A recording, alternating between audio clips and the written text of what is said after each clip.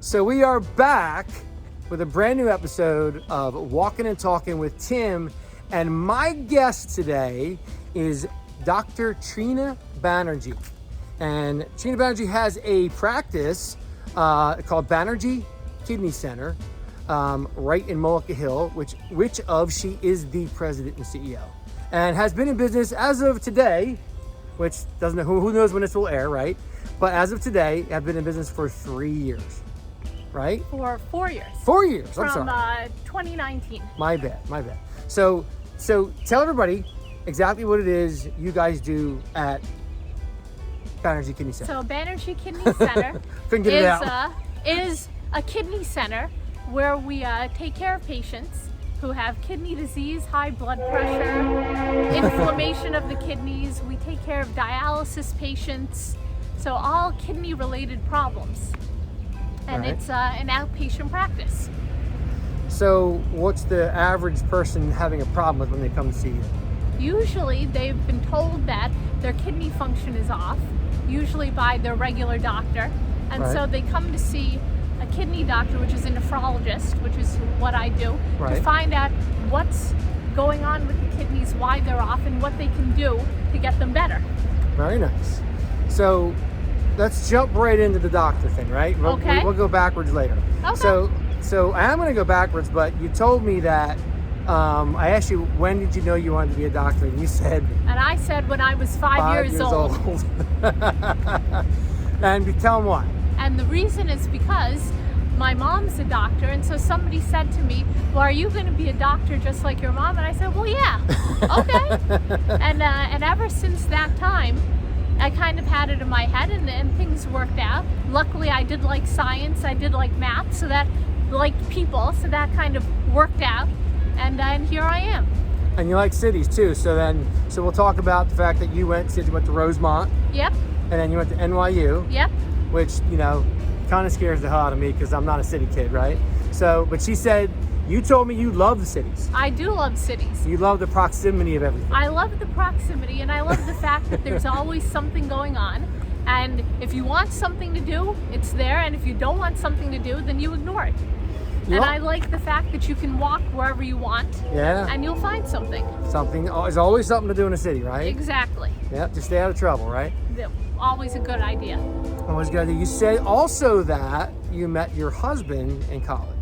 Medical school. Oh, okay, medical school. Yeah. So how did that happen? Basically, it happened on the first day. We were watching a magic show together. It was orientation to medical school. Right. So I ended up sitting next to him, and actually, what he said was he was trying to figure out, because he's from New Brunswick, Right. and back then we were in Pennsylvania, and he couldn't dial out. He had a brand new apartment, and he couldn't figure out how to dial out. So he was talking to other people, and he was saying that I'm dialing the number, and I said, oh, well, you just need to dial the area code along with the phone number.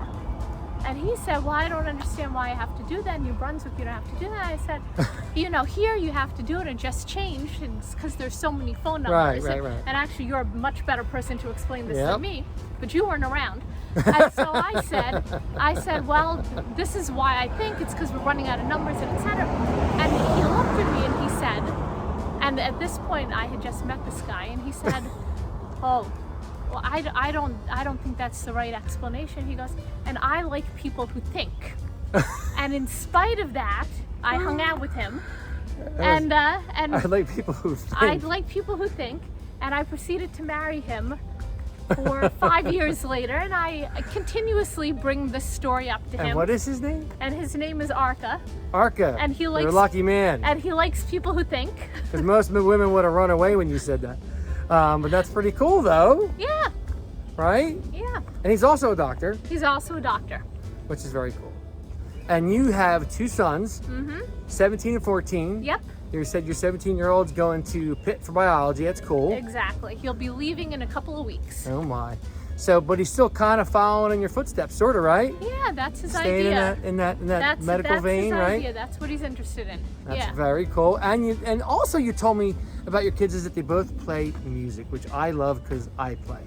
So let's talk a little bit about that. And you were telling me that you envy that very much because it's something that you're not savvy with. Well, that's true. As in, I know nothing about it whatsoever. Cannot play a single thing, cannot even read music. And so I really admire the fact that they're able to understand this because Right. they'll just have a much better understanding than I ever will. Right. All right. That's cool. And staying on the subject of your kids, we talked about, I asked you, where do you like to go to vacation with your family?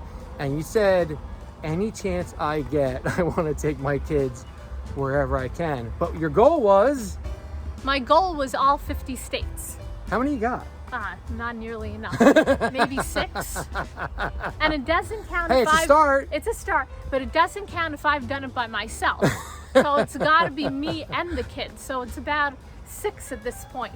Well, that's not terrible. It's not terrible. I'll tell you, we did a lot of what you could do by car. Right. And now we're in the plane area. So we got to do that next. Do you know what the next one is? Well, considering he's at Pitt, probably West Virginia, you would think. Might as well go for the low-hanging fruit first. I'm with you. I like it. I like it. We were at Ohio, and we went to the Rock and Roll Hall of Ooh. Fame. That was the reason for Ohio. Very cool. Yeah. Very cool. So now let's talk about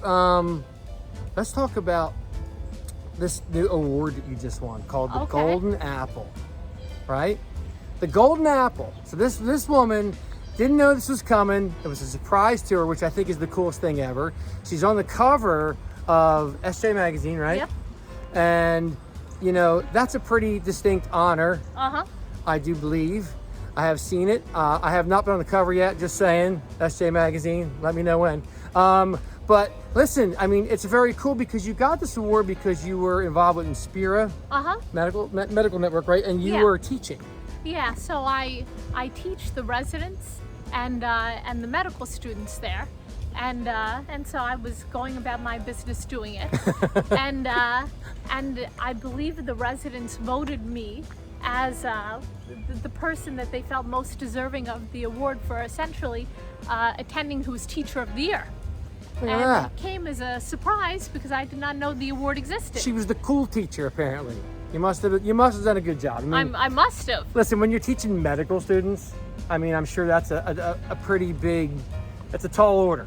I'll say it's not To win that it's- award. It's not been hard because I'll say the wonderful thing is at this level they really love to learn anything anything you can teach them. So it was a pleasure to teach them, but it was also a pleasure to get the award. Who presented you with the award? Well, the award was presented at the residency graduation. Okay. So I was actually unfortunately not in attendance, but I found out from the program director and actually many of the residents that I won. Right. And so they actually dropped off the award, I want to say 2 days ago, which is a very nice award. Wow. That's pretty cool, man. I mean, that's something that you're going to have for the rest of your life. And the fact that you didn't know it was coming, Yep. I think is the most amazing part Yeah. about it. Well, no, I was in the hospital when I found out I got the award, and I started high-fiving everybody I could see because I couldn't believe it. So let's talk about, I asked you what kind of music you like. So And I said, like everybody, I think, or like a lot of people, I think the music that was around when I was a teenager is the best. Which was the 90s. So that would have been Nirvana, Soundgarden, Alice in Chains, not so much of Hole, you know, all those bands. And that's what I gravitate to. Or bands that are similar these days, like Shinedown, Seether. You know, all of those are my favorites. I don't see you like cranking the radio up in the car to like Seether. That's because what you're not keeping in mind is I have an hour-long commute. And if you had an hour-long commute on 76, you would also be cranking up Seether. Listen, I was just thinking that you're so mild-mannered. You're such an even-keeled human. I said it when we first met. That, you know, I envy people like you that your demeanor is just so kind of set in stone. It's all because of the music. See, that's how you get out the frustration. So you're all calm and cool here, I'm but all in the calm car and you're cool. like, yes. Yes, finally, you can relax. That's pretty funny, actually. So, what else? We didn't really get into. We talked about hobbies. So, talk to me a little bit about the hobbies because that relates to your kids too. So my hobbies, well, it relates to my kids because we have similar hobbies. But I love to read more than anything. But if it wasn't reading, I like cooking. Right. And what I said was that my 14-year-old is like a gourmet cook who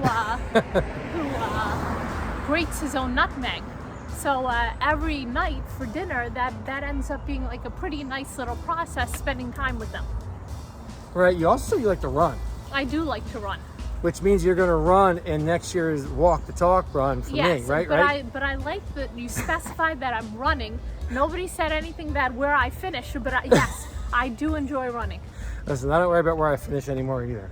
I'm getting too old for that. Now, I used to be like I did the half marathon, Yeah. the Rock and Roll Did you? Hall of Fame half marathon, of course. That's cool. Yeah, and Any of the Disney stuff?